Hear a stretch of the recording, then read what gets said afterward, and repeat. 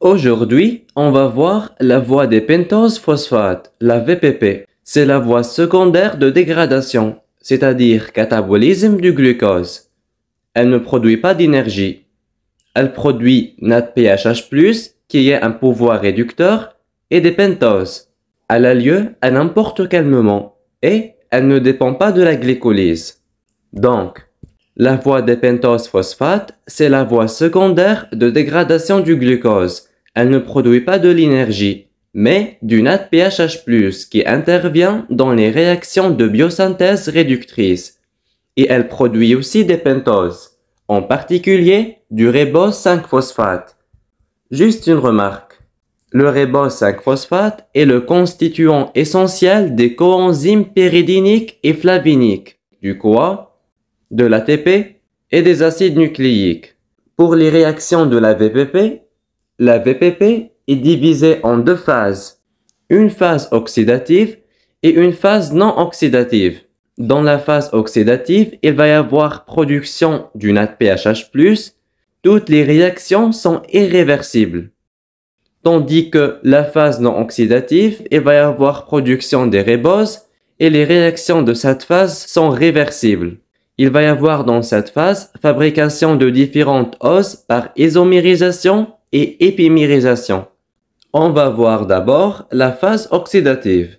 Cette phase comporte trois réactions durant laquelle le glucose 6-phosphate est transformé en ribulose 5-phosphate avec production de 2 NADPH et d'un CO2. La réaction 1. Donc, la réaction 1 est une réaction de déshydrogénation du glucose 6-phosphate catalysée par la glucose 6-phosphate déshydrogénase, aboutissant à la formation de 6-phosphoglyconolactone avec production de NADPHH+. La réaction 2 est une réaction d'hydrolyse catalysée par une 6-phosphoglyconolactonase, aboutissant à la formation du 6-phosphoglyconate. Pour la réaction 3, est une réaction de décarboxylation et de déshydrogénation catalysée par 6-phosphoglyconate déshydrogénase, aboutissant au ribulose 5-phosphate. À la fin de la première phase, nous obtenons 6 NADPHH+, 3 ribulose 5-phosphate et 3 CO2. Donc, n'oubliez pas que dans la phase oxydative, toutes les réactions sont irréversibles. Et maintenant, passons à la phase non oxydative. L'intérêt de la phase non oxydative, c'est de nous produire des riboses. Et les réactions de cette phase sont réversibles. Il va y avoir fabrication de différentes oses par isomérisation et épimérisation. Cette phase comporte deux parties avec des réactions différentes. Une partie non oxydative comportant des réactions réversibles d'interconversion des pentoses phosphates, qui sont les réactions d'isomérisation et d'épimérisation, comme je vous ai dit, et une partie non oxydative comportant des réactions de transcétolysation et de transaldolysation. Donc, les réactions d'isomérisation et d'épimérisation sont les réactions 4 et 5, et les réactions de transcétolysation et transaldolysation, ce sont les réactions 6, 7 et 8. Pour la réaction 4, c'est une réaction d'isomérisation. Elle est réversible, catalysée par une phosphopentose isomérase. La ribose 5-phosphate isomérase transforme le ribulose 5-phosphate en ribose 5-phosphate. Ensuite, la réaction 5, c'est une réaction d'épimérisation. Donc, elle est réversible, catalysée par une phosphopentose épimérase. Donc, la ribulose 5-phosphate 3-épimérase transforme le ribulose 5-phosphate en xylulose 5-phosphate. Le segment non oxydatif se poursuit par une série de 3 réactions de transcétolysation et de transaldolysation, conduisant au glycéraldehyd 3-phosphate et au fructose 6-phosphate, qui sont des intermédiaires de la glycolyse. La transcétolysation, qui est la réaction 6 et 8, elle correspond au transfert d'un groupement à 2 carbones grâce à l'intervention des transcétolases. Et la transaldolysation, qui est la réaction 7, elle correspond au transfert d'un groupement à 3 carbones grâce à l'intervention des transaldolases, toujours d'un cétose sur un aldose.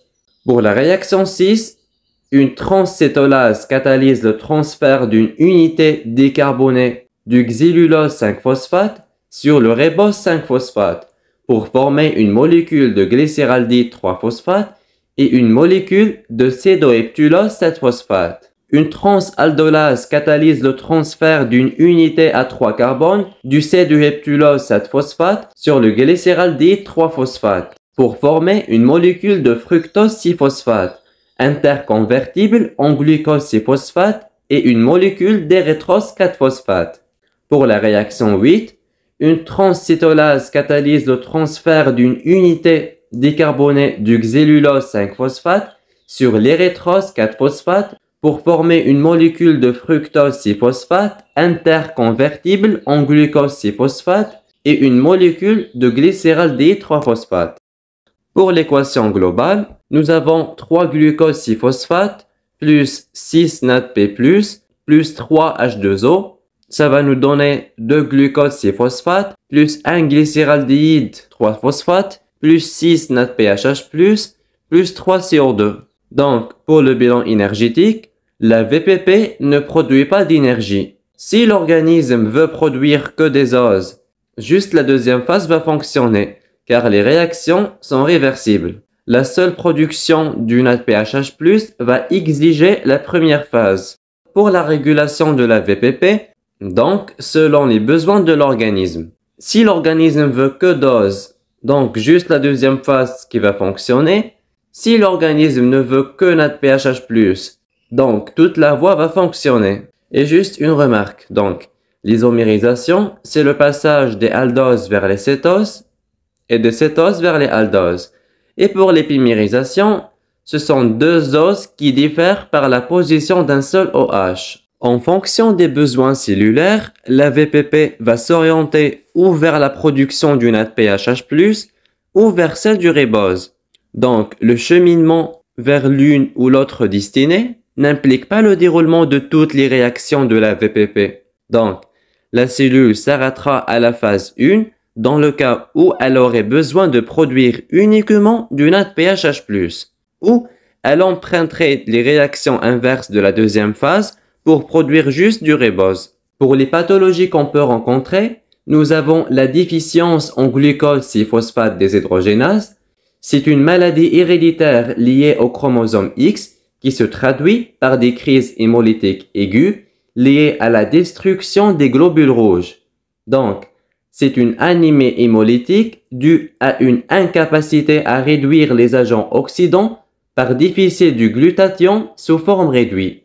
Donc, pour les pharmaciens, vous allez étudier cette pathologie en détail en 4e année pharmacie dans le module Hémobio. Et comme ça, on a terminé le métabolisme des glucides.